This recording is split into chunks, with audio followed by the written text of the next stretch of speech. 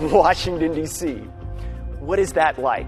My team and I, my research team, we were tasked with answering a lot of the questions that you probably have in the room today and what I've heard throughout the conference.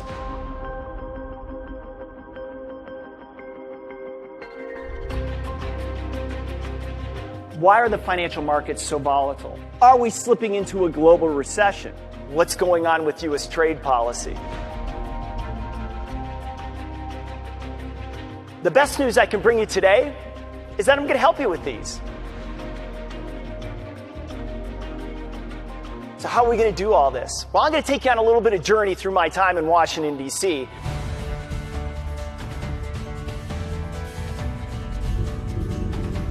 Here I am. I'm the Chief Market Intelligence Officer for the United States government. I have a team of researchers, about 30 researchers, larger than almost any other bank. And I've got access to the best information on the planet. So what did I do to organize that? I started a podcast.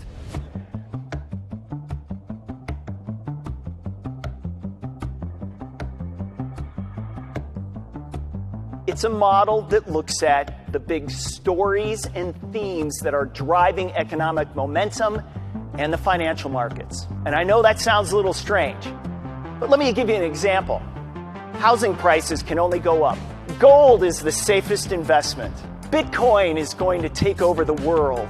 So this is what we're going to try to shoot for. This is what we're going to try to recognize, understand, and then hopefully get a glimpse into the future, what they can tell us. I created this model for one purpose and one purpose only, is so I could understand the world. What we're trying to do is set up the structure by which we can understand the future. So I took these narratives, the big narratives that are out there that are driving the economy, driving the markets, driving everything that's going on in the world, and I shaped them as planets. So the core of our financial system is truly the Federal Reserve policy. These are the guys that set interest rates for the entire economy. Next up is U.S. domestic policy.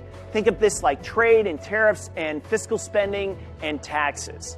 It's smaller than the sun, but still has a really big pull. And then finally, technology. Think of that like the moon, right? Much smaller, but still has an impact across these different planets and certainly has an impact on the economy and on the markets. What's powerful is moving that model through time, and how it's evolved and how it's impacting the economy and specifically their sector. And the big payoff, of course, is what it will do in the future. We really try to change the perspective that companies have about this uncertainty, about risk, in a way that gives them confidence to move forward and act upon these opportunities. Don't get turned off by politics that are going on right now. You need to know what these policies are so you can plan for them and be able to take advantage of them. Ford Motor Company in 2006 gathered all of their bankers and they said to them, we want to leverage up all of our assets for about $24 billion in liquidity. And at the time they were crucified by analysts. They said, oh, this is a desperate act by a desperate company. Ford Motor Company, by adjusting to what they saw were the risks out there, they became an ongoing concern through the 2007-2008 financial crisis. They did not go bankrupt. They were not GM. They actually took over parts of GM's sales. What can you do to adjust to these circumstances? Can you predict out using this model? Can you come together and learn from each other to find a way forward to survive what's happening now? If you can do that, then that's really the good news. I'm Andy Busch. Thank you very much.